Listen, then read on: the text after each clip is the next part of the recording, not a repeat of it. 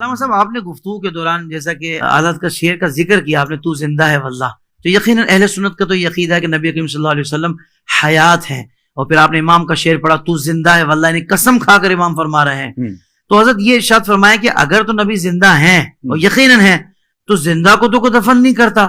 لوگ یہ کہتے ہیں کہ بھئی صحابہ نے پھر تدفین کیوں کی نبی کریم صلی اللہ علیہ وسلم کی، یہ ایسی ایسی باتیں ان کے ذہنوں میں آ رہی ہوتی ہیں حضرت۔ پہلے تو ان کے آنا پر مجھے حیرت ہو رہی ہے کہ ایسی باتیں ذہنوں میں آ رہی ہیں وہ بھی اپنے نبی کے لیے، اب آ ہی گئی ہے تو میں چاہوں گا کہ جواب بھی دے کر ان کی تسلی کر دیں۔ دیکھیے بہت اچھا سوال کیا آپ نے، اور دور حاضر کی یہ ضرورت بھی ہے۔ جی مطلب یہ کہ نبی پاک اگر زندہ ہیں تو پھر صحابہ نے دفن کیوں کیا؟ میں نے کہا ساری چھوڑ دیں آپ، شہید زندہ ہوتا ہے؟ کہا بالکل۔ تو میں نے کہا جتنے کائنات میں شہید ہوئے دفن کیا کہ نہیں کیا؟ اس کا جواب دو مجھے، قرآن مجید دو جواب، قرآن مجید ہے نا، قرآن سے جواب دے دیا میں نے قرآن سے جواب۔ اب کوئی شہید کا رتبہ کم ہے اور نبی کا زیادہ ہے، تو جب کم رتبے والا زندہ ہے تو جس کا سب نبیوں سے بھی زیادہ ہے پھر وہ کیوں نہیں زندہ ہے؟ سمجھ آ رہی میری بات کی؟ اچھا دوسری بات میں نے کہا یہ میں تمہارا شوق پورا کر دیتا ہوں کہ تم کہتے ہو کہ زندہ تھے تو پھر دفن کیوں کیا۔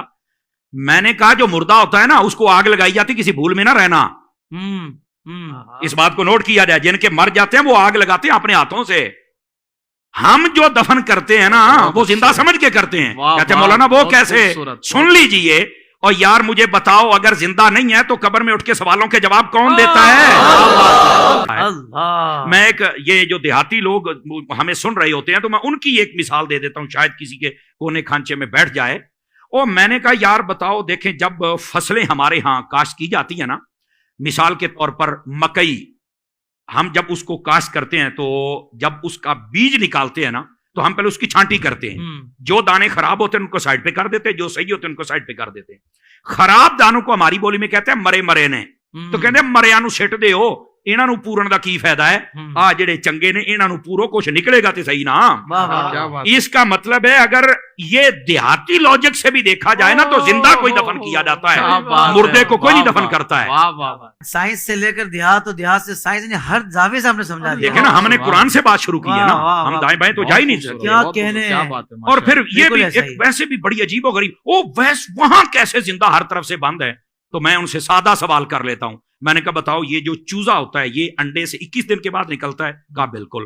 تو میں نے کہا بتاؤ یہ 21 دنوں تک کون سا سوراخ ہوتا ہے جہاں سے کوئی ہوا شوا جاتی ہے، کاربن ڈائی آکسائڈ جاتی ہے، کہاں سے آکسیجن جاتی ہے؟ تو کہتا نہیں یار تو مردہ نکلتا ہے، کہانی زندہ نکلتا ہے، کیسے زندہ رہا؟ کہتا یہ تو نہیں پتا۔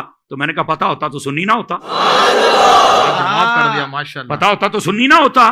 بھئی جو رب ایک چوزے کے لیے سب انتظام کر سکتا ہے وہ مدینے کے تاجدار کے لیے نہیں کر سکتا، وہ زندہ ہیں۔ زندگی کی تمہیں نہیں سمجھ آئی تو ایک الگ بات ہے، تو زندہ ہے واللہ، تو زندہ ہے واللہ، میرے چشم عالم سے چھپ جانا۔ سبحان اللہ سبحان اللہ۔